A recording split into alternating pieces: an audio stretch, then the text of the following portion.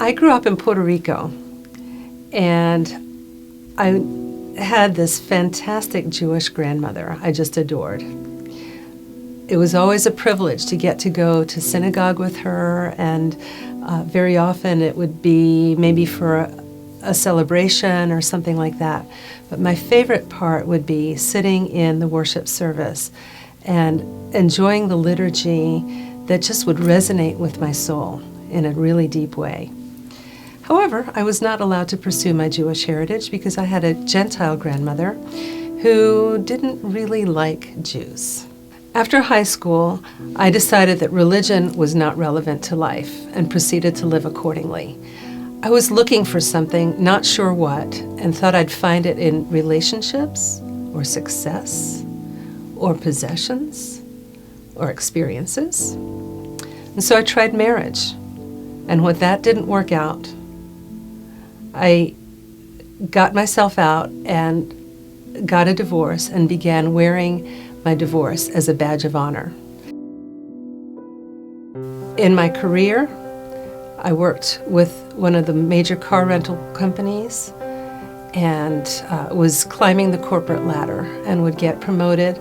Got promoted in Washington, D.C. from one position to another, all areas that women had never held before. And so I was forging ahead as a woman in management. Eventually got transferred to Philadelphia with yet another promotion. But what I discovered was with each promotion, after the glory came the bigger headaches. So that's not where it was. I had a home, I was filling it with antiques. I would come home with the next antique, with the next piece of furniture, the next painting to put on the wall.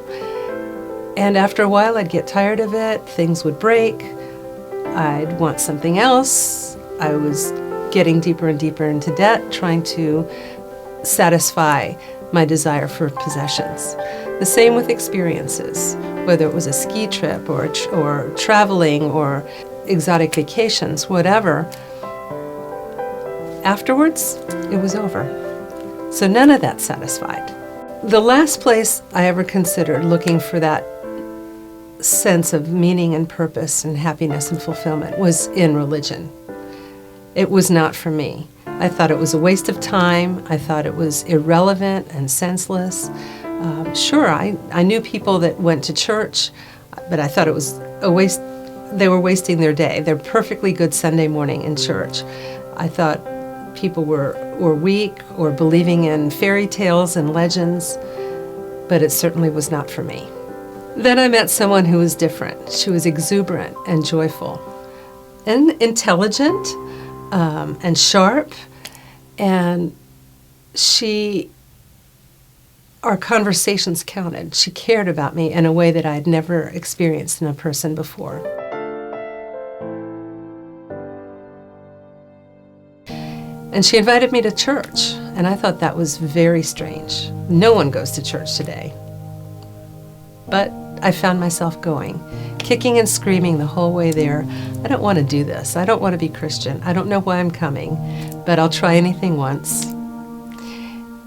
And my complaint was that I didn't want to be Christian. I wanted to be Jewish, like my Jewish grandmother. So we got to church, and there had to be 1,000 people in that congregation, and they all seemed to have that same quality in their life, that same joy and exuberance and sense of meaning and purpose in life.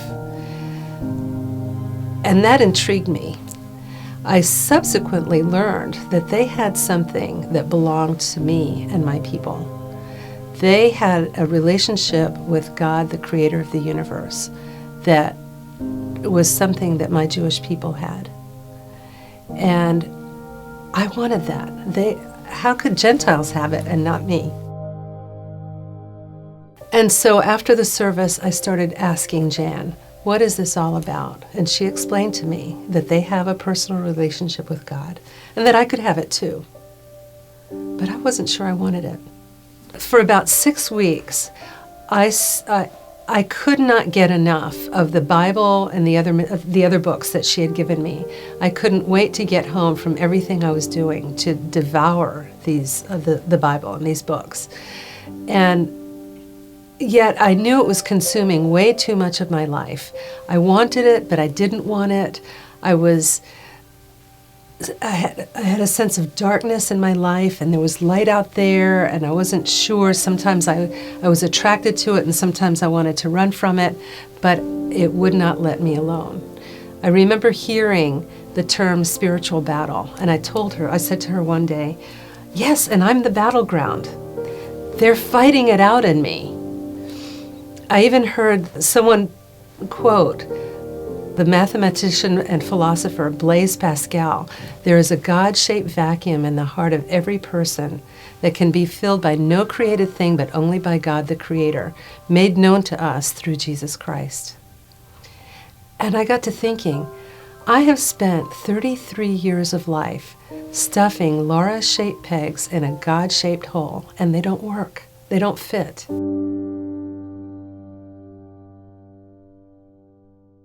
I was driving home from a conference that she had taken me to, and I was struggling with the concepts in there. And I heard they had talked about fear, and I got to thinking, yes, fear. What am I afraid of? I'm afraid of something. If this is true, I sure don't want to miss it. And if it's not true, what's it hurt to play along with it for a while? And they said that fear is sin, and there's that word that I didn't like again, and that sin came from friendship with Satan, a little red character, pointy tail, pitchfork. Didn't really think I could believe in this guy, but that God, who I wasn't too sure about either, could do something about it if I prayed. Didn't really understand prayer, although people were talking about it. But I looked through that rainy windshield, it was in my car, and said, hey, you up there, you're just going to have to tell my old buddy Satan we're not friends anymore. And immediately my car was overcome with such a calm, with such a joy and a peace. And I realized that I had come face to face with that missing piece of the puzzle that I was looking for all my life. Happiness, fulfillment, significance, and more than that, love, joy, and peace that I did not know to look for. As I began reading the Bible, I discovered a specific passage that was written 2,500 years ago by King Solomon.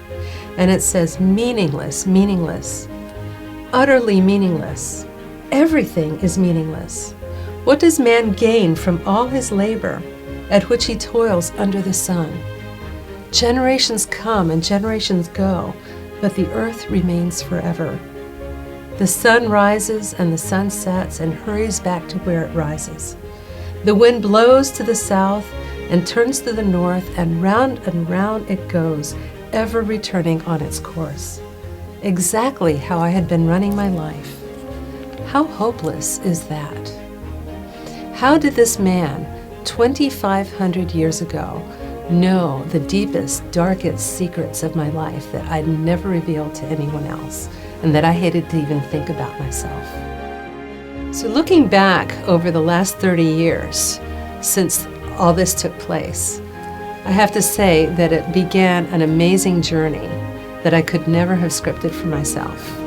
And the best part of it is being able to share with executives and even UN diplomats this hope and freedom and happiness and fulfillment and significance and meaning that I have found and been able to journey in for the last 30 years.